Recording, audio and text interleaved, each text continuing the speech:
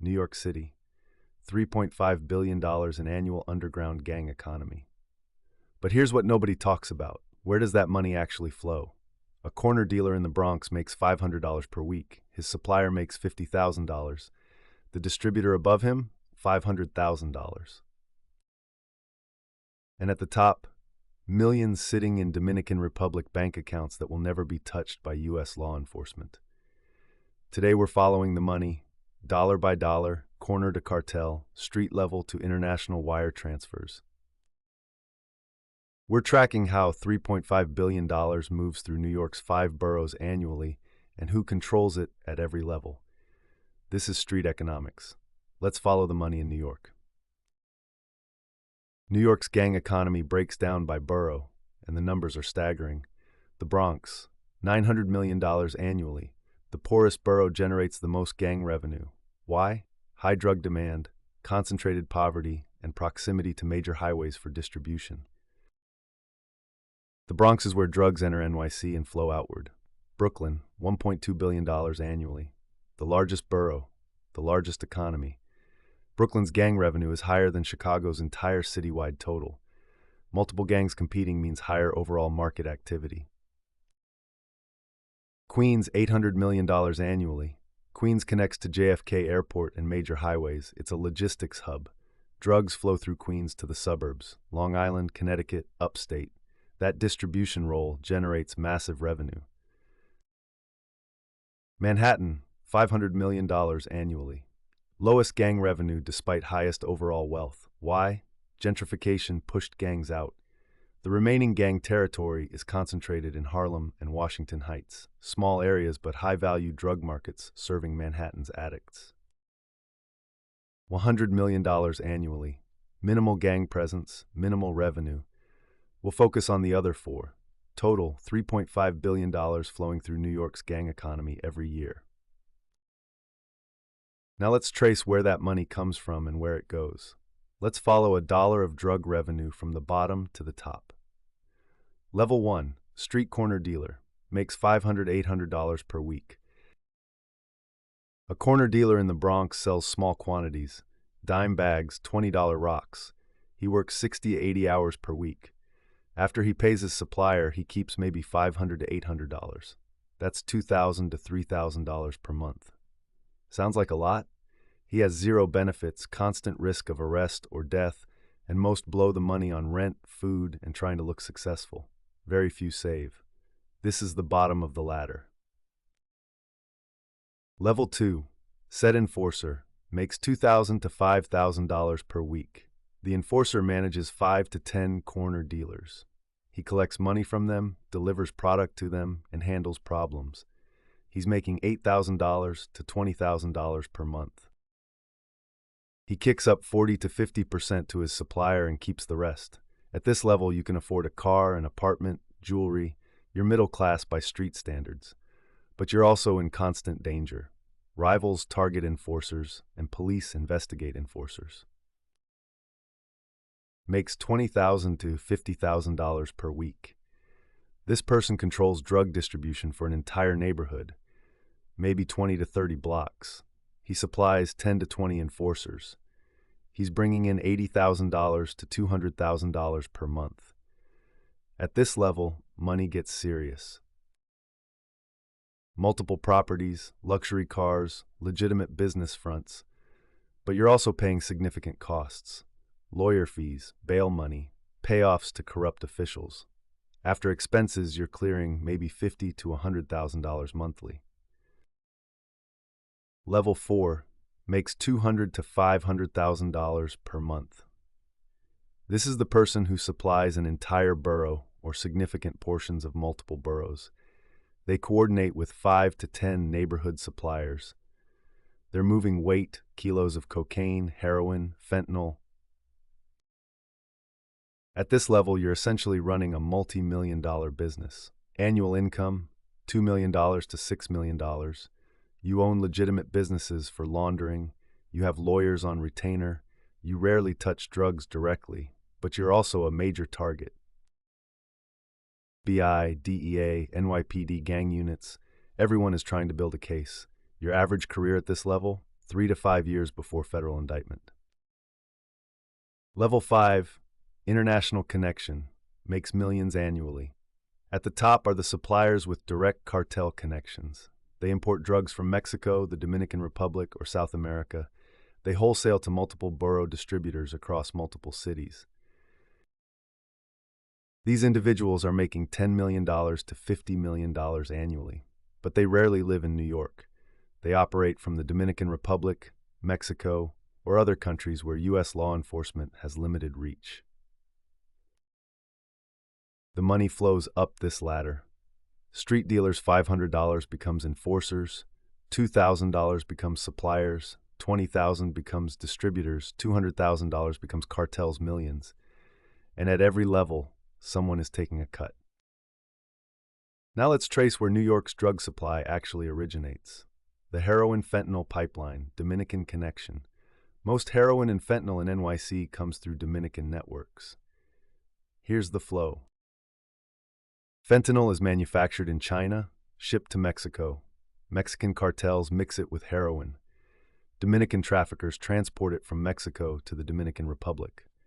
From there, it's smuggled into New York, sometimes through JFK Airport in luggage, sometimes through cargo shipments, sometimes through maritime routes to New Jersey ports. A kilo of fentanyl-laced heroin costs approximately $25,000 to $35,000 wholesale in the Dominican Republic. By the time it's cut and sold on Bronx streets, that kilo generates $200,000 to $300,000 in revenue. That markup, from $30,000 to $250,000, is where the money is made, and it's split among every level of the ladder we just described. The cocaine pipeline, Mexican cartel connection, cocaine flows differently. Sinaloa cartel and CJNG, Jalisco New Generation cartel, control most cocaine entering the United States. It crosses the border in Texas or California, moves through distribution hubs like Atlanta or Houston, then reaches New York. A kilo of cocaine costs approximately $28,000 to $35,000 wholesale when it reaches New York. That kilo, when cut and sold, generates $80,000 to $120,000 on the street. Lower margins than heroin, but higher volume. Brooklyn alone moves an estimated 500 to 1,000 kilos of cocaine monthly. That's 40 million to 120 million in street sales. MS-13 and Central American networks. MS-13 in Queens has direct connections to El Salvador and Honduras. They're not just a street gang, they're an international trafficking network. They move cocaine, heroin, and marijuana through Central America into Mexico and then into the U.S. Their advantage? Family connections in Central America mean they can negotiate better prices and more reliable supply chains than gangs without international networks. Follow the money backward. Street corner, Bronx supplier, Dominican distributor, DR connection, Mexican cartel, Colombian producers.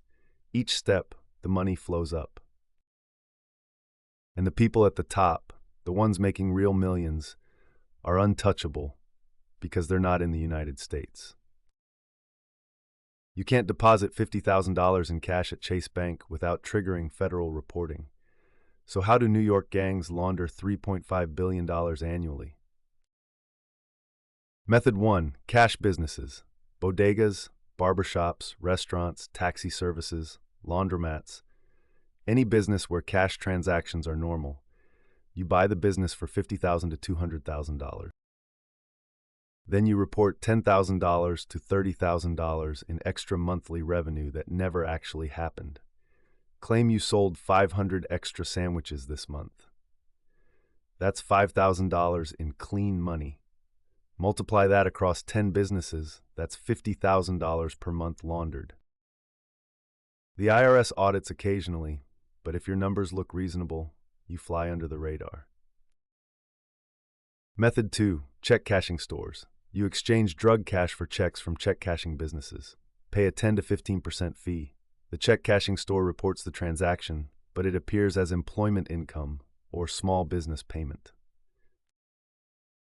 You deposit the check, now it's clean money. Method 3. Real estate. Buy properties with cash through LLCs, limited liability companies. New York doesn't require disclosure of LLC owners, so you buy a $400,000 property through an LLC, rent it out for $3,000 monthly, and now you have rental income, justifying your lifestyle. Brooklyn has thousands of properties owned by anonymous LLCs. Some percentage are gang money laundering. Method 4. International wire transfers. The high-level distributors use this. Wire money to the Dominican Republic, Mexico, or offshore tax havens. Those countries have weaker banking regulations. Once the money is overseas, it's nearly impossible for U.S. authorities to seize. Estimated $500 million to $1 billion of NYC gang money leaves the country annually and never returns. Method 5. Cryptocurrency. Newer method. Buy Bitcoin with cash through peer-to-peer exchanges. Transfer Bitcoin internationally. Sell for foreign currency. The blockchain records the transaction, but if you use privacy coins or mixing services, it's nearly untraceable. The sophistication of money laundering has increased dramatically. 20 years ago, gangs just stashed cash. Now they employ accountants, lawyers, and financial advisors who set up complex structures to clean money and avoid detection. Following the money becomes nearly impossible at the top levels because the money disappears into legitimate systems or leaves the country entirely. Final question. Out of $3.5 billion, who actually gets rich? Street dealers, thousands of individuals, collectively make $300 to $400 million annually, but it's split among 15,000 to 20,000 people. Individual income, $20,000 to $40,000 per year, barely above poverty. Enforcers, 1,000 to 2,000 individuals, collectively make $200 to $300 million annually.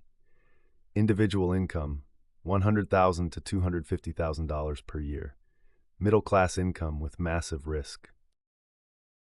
Neighborhood suppliers, 200 to 400 individuals, collectively make $400 to $600 million annually. Individual income, $1 million to $3 million per year. Wealthy but high arrest risk. Borough distributors, 50 to 100 individuals, collectively make $500 to $800 million annually. Individual income, $5 million to $15 million per year. Rich, major federal targets. International connections, 10 to 30 individuals, collectively make $1 to $1.5 billion annually. Individual income, $30 million to $100 million per year. Extremely wealthy, operate from outside U.S. jurisdiction. The pyramid is clear. 99% of gang members are at the bottom fighting over scraps. The real money, the billions, flows to a tiny group at the top who are almost never caught because they're not in the United States. That Bronx corner dealer risking his life for $500 per week. His money flows up to someone living in a mansion in Santo Domingo making $50 million annually who will never see the inside of a U.S. courtroom. This is the economic reality of New York's gang economy. It's not about the lifestyle. It's not about respect or territory. Those are just tools. It's about money. Always has been, always will be. Follow the money, and you understand the structure. The violence is just cost of doing business. The territory is just market control. The gangs are just competing businesses in an illegal economy worth $3.5 billion. This is Street Economics. Subscribe. We follow the money because money always tells the real story.